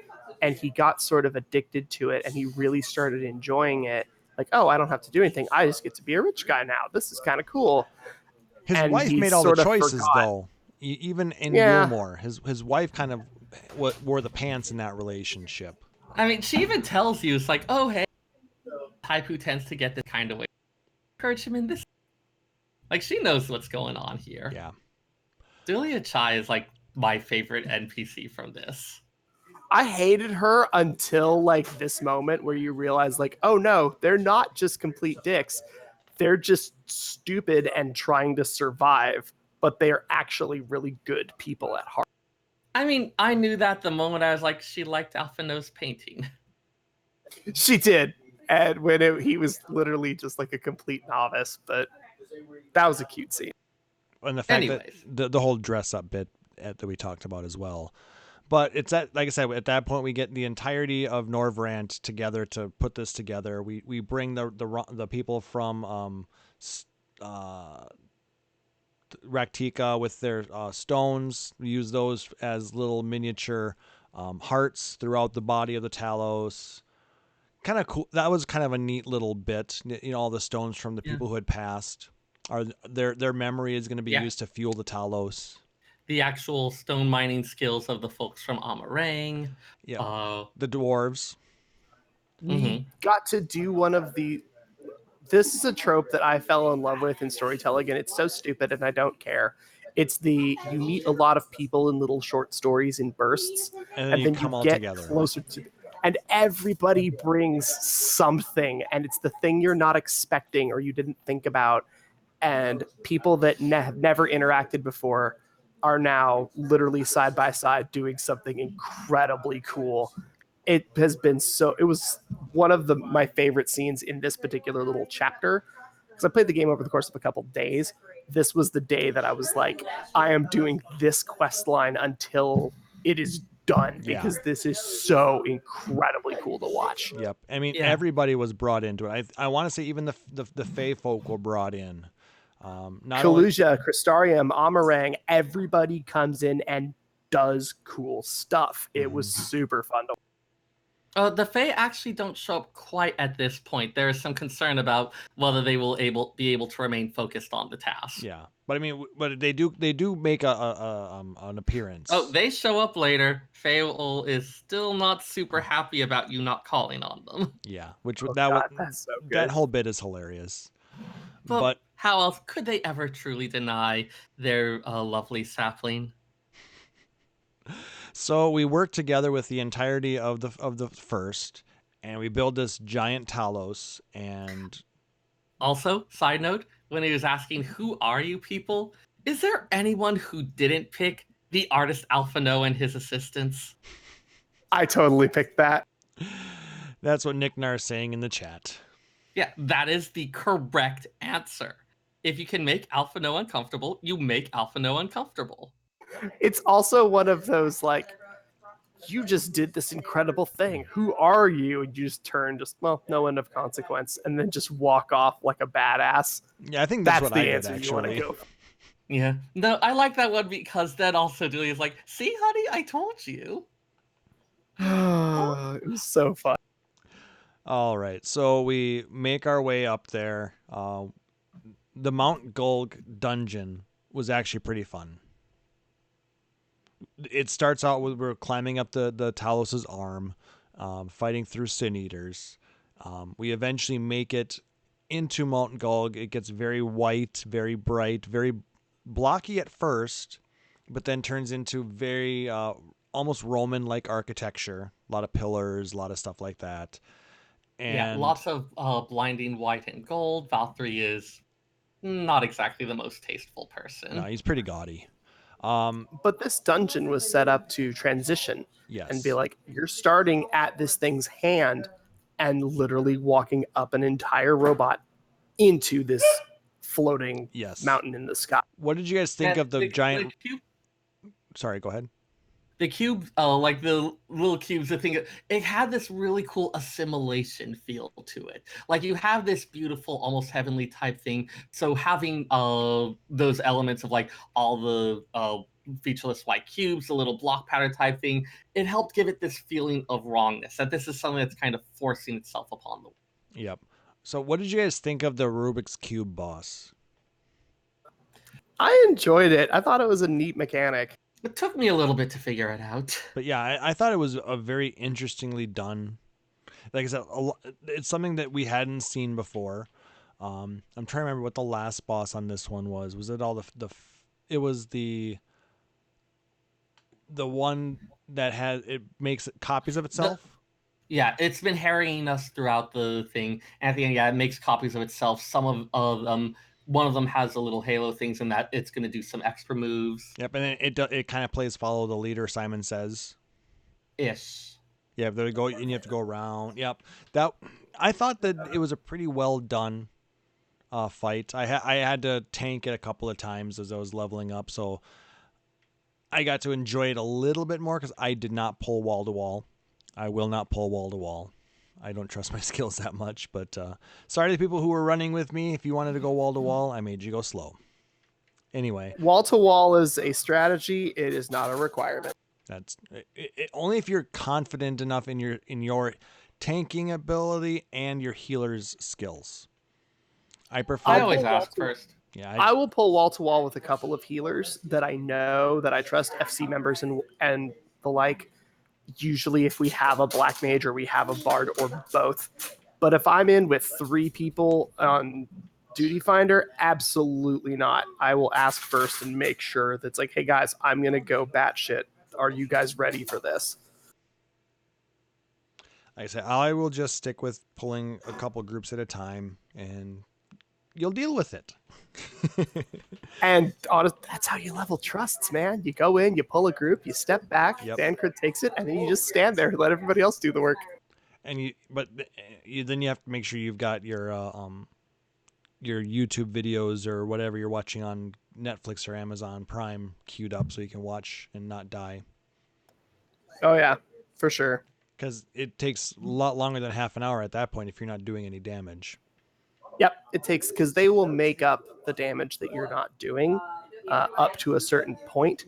But I have found that just getting in there and just spamming your AoE combo tends to help a lot. All right, yeah, because they don't AoE. No, Trusts do not It's AoE. horrible. They play it very safe. All right. So we get through and we beat the Sin Eaters and we get through that dungeon, and we are then brought upon the final confrontation with Vothri. At the Crown of the Immaculate. Yes. Great name, that.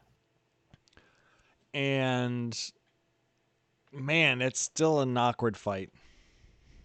It's fat man with super tiny gross. wings flopping around a little bit, and you just try to avoid his stupid attacks. So much body horror. Yeah, I only fought it the one time.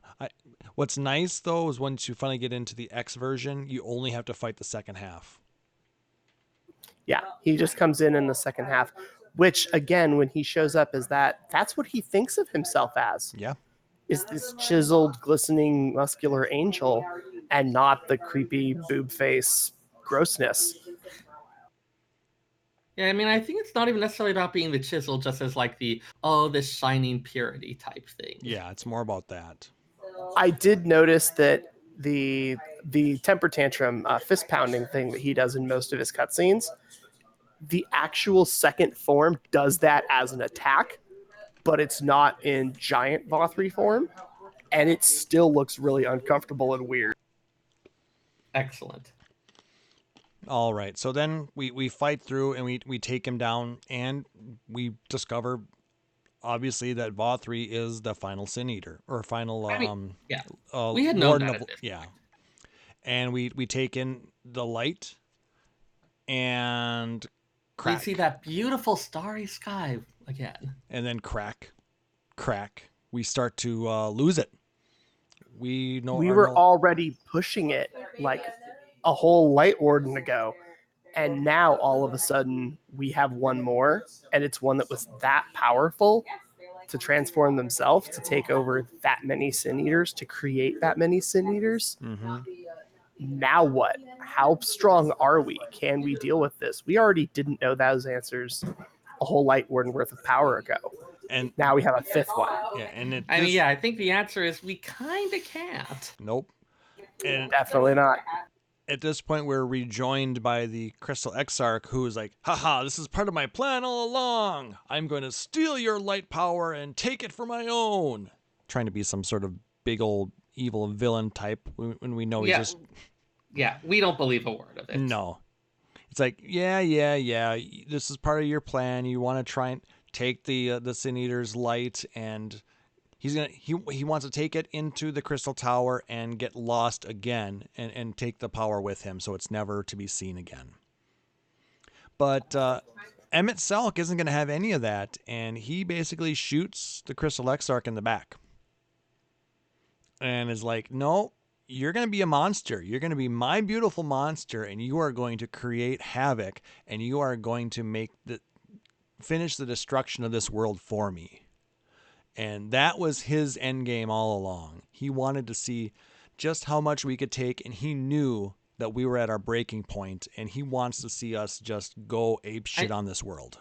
And he explicitly said if we had power enough to contain and control that, he would have considered working with us. But given that we can't measure up, he's going with his original plan. Yep. So, we actually, I think, got to see an echo scene. I forget if it was that point. If it was at that point or a little earlier, where we saw that Emmett Selk was responsible for making Voth. Yeah, actually, in fact, yeah, it was that he was the one who put Vothri on the path that he was at, and I don't remember if there was actually how exactly it all happened. Do you remember? So. There was a scene showing with Vothri's father, who had been the ruler of Yule. This was when quite some time ago, still while the skies were bright, but he was being removed as mayor. He was the father was very angry at the people, and then he had someone coming to him promising to ensure his legacy by essentially making some changes to the son in his wife's womb. And so he kind of made him Emmett Selk arranged it so that Vothri would be kind of touched and tempered with the light. Part Sin Eater, actually. Right. And then we so that he would be able to control the Sin Eaters, and it would be something that would kind of ensure his legacy. Yep. And I think at that, we're going to go ahead and hold it up at that point. We'll rejoin the storyline back at the Crystarium at this point then. At which point, everything's kind of gone wrong. We're now barely containing this Surfeit of Light. Emmett Selk has taken the Crystal Exarch. And it's just like, okay, like everything's gone wrong. We had thought we had it complete, and in a moment, it's gone to a complete reversal. Yep. So we're gonna we'll finish it up in 2 weeks. Talk about the next bit of storyline and we'll go from there. So hopefully you guys are enjoying the storyline so far. So if you have not yet finished the game, I strongly recommend before you listening to the next episode to try and finish up, and then we will you can follow along with us as we finish the storyline here. Again, one of the best storylines that I've ever encountered. I don't think we've ever had to go through 3 episodes to explain a storyline before. Definitely not. Not for a 0.0 patch. Like the 0.5 patches, sure, a lot of weird stuff happens. But not a 0.0. Stormblood, we didn't go. I think we got through the majority of Stormblood in an episode. Yeah, it was like 2.5 hour episode, but yeah, Stormblood was a lot more chilled than Shadowbringers. All right, so hopefully you guys are enjoying this, and we'll like I said, we'll continue this on the next episode. So with that, I'm gonna go ahead and say that's gonna do it for this episode, guys. If you've been liking what you hear, please make sure to like, subscribe, follow us out on iTunes, Google Podcasts. We're also out on SoundCloud. No, not SoundCloud. What is it? There's too many of them out there. Are we on Libsyn? I think we're on Libsyn. Well, a lot of them actually pull from the iTunes and the Apple Podcast feeds. Oh, that's true. They do. I think we're on Podbean. We're on Podbean. We are on Spotify. That's the one I was trying to think of. Yeah. We're out on Spotify now too. So if you listen to that, you can get us there. Thank you for writing that in there, Seyrr. That was me. Oh, that was you? Okay. So I thought Seyrr's usually the one that's in pink. So, or whatever your preferred podcatcher is. And if possible, please leave us a rating or review. It does help people find our podcast and lets people know what you think, especially us. We love to know what you think about our show. If you really dig the show, please consider subscribing here at twitch.tv/PhoenixDownRadio. If you have Amazon Prime, you also have Twitch Prime. You just link your Twitch sub or your Twitch account to your Amazon Prime account, and you will get a free sub to use on your favorite streamer every month. So make sure you're utilizing that. Otherwise, it's $5 that you're not pulling out of Jeff Bezos' pocket and putting into your favorite streamers. Or you can also go out to patreon.com/PhoenixDownRadio and support us there, like our wonderful supporter, Aurori Fenrir. Any support we get covers some of the fun stuff like hosting costs, or allows us to do some giveaways and things like that. So we would really appreciate all of that. But whatever you do, whatever type of support you give us, whether it's likes, retweets, subs, follows, or just telling a friend about us, we really appreciate it. So thank you very much. If you want to catch up on all the back episodes of Phoenix Down Radio, consider going out to our website, phoenixdownradio.com. If you have a question you want to ask us, email us podcast@phoenixdownradio.com, or check us out on Twitter @PHXDNRadio. Who wants to start with our shout-outs? I got some long ones, so Seyrr, go ahead. All right, yeah, I don't have too many this week. Shout out to the Safe from the Crucible, who has been teaching me how to actually do a passable black rotation. I don't drop Astral Fire and Umbral Ice nearly as often anymore, so thank you for that. Shout out to Alice Osman, author and artist behind the webcomic Heartstopper and a number of the teen lit novels that I ended up reading. Your stuff is really good, and I appreciate your wide cast of queer characters, so thank you for that. Shout out to my hosts. You guys are wonderful. It's always nice to spend some time with you. And I guess that's about it. Shout out to Eggs. You were really nice soft-boiled earlier today. Eggs are awesome. And how can they find Where you? can we find you? Yes, right. You can find me on Twitter at FFXIV SEYRR, where I will occasionally post stuff that I cooked or interesting things I found in the library or other things like that. It's not super active, but people seem to enjoy it for some reason, so there you go. Awesome. Taliz. All right, so first shout out is to Lensetti Lumiere, who is currently at work and couldn't be in the audience tonight. It is her birthday. Shout outs to Bannon Maelstrom, my co-tank from the FC. It was his birthday yesterday.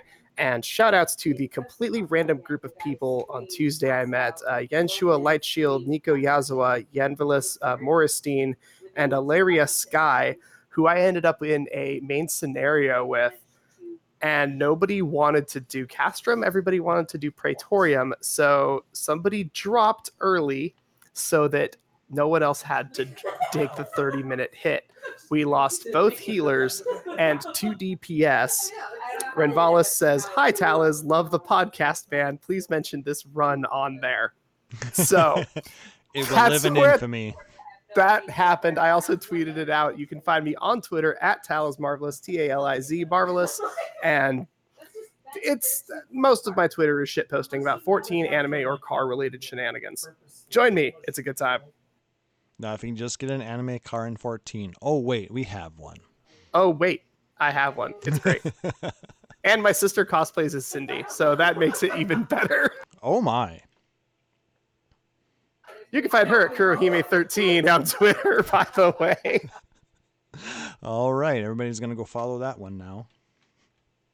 Have fun. All right. Well, I want to start by shouting out to my co-hosts, Taliz and Seyrr. I want to thank you again for putting up with all of this and sitting here for 100+ episodes as we have been continuing on this lovely journey, sharing our love of Final Fantasy with you guys. Want to do a shout out to Cygnus of Goblin, who emailed us on the website. I want to make sure to read this out real quick. Hi, all. Just wanted to congratulate you on 100 episodes. I've been listening since 2017. Yours is the only 14 podcasts I feel I can relate to and have a safe space to listen. I've had to drop other 14 podcasts due to insensitivity for gender identity. I can trust you to bring the respect, knowledge, and entertainment to create a great podcast.